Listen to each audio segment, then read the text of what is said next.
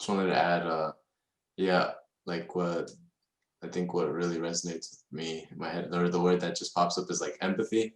I feel like you're probably like, I don't think I've met a professor who's more empathetic and like tries to step into the lives of their students. Like I've had some nice professors, but not someone like so not even student centered, not in the sense of just their education, but just the student as a person themselves.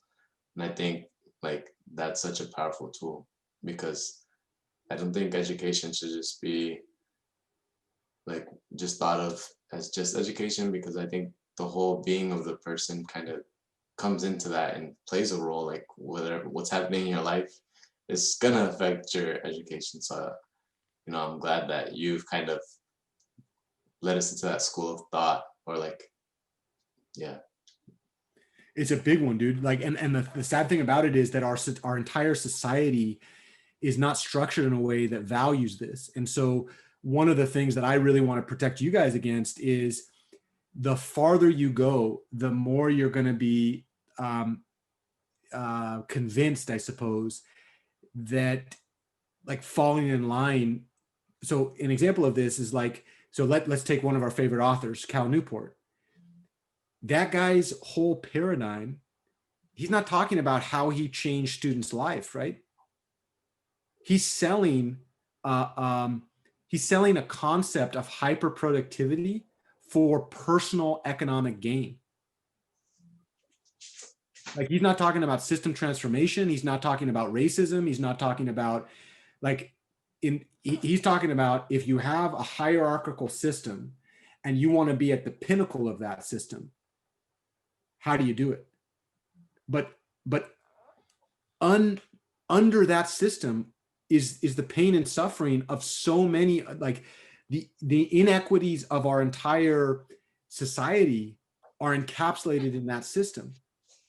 And I think, one of the things that's really hard about the social structure is we don't actually value teaching because it's way less easy to measure the output of a teacher than it is to measure the output of an individual.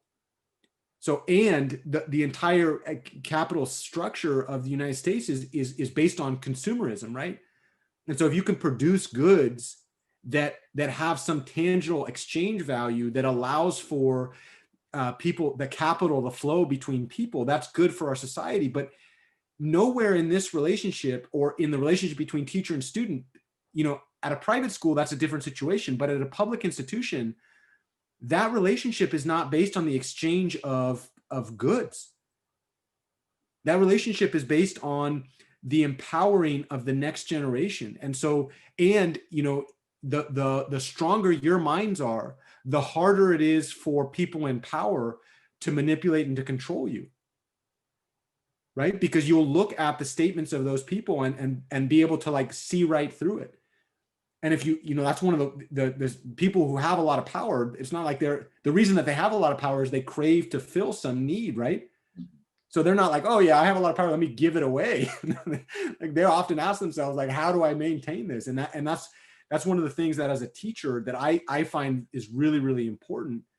And then I think like it is super valuable, but one of the things that you guys one of the things I face on a daily basis is I have to remember to focus that value for myself and really like advocate for that in my professional life. And it's not, I would be a way richer man if I forgot those lessons.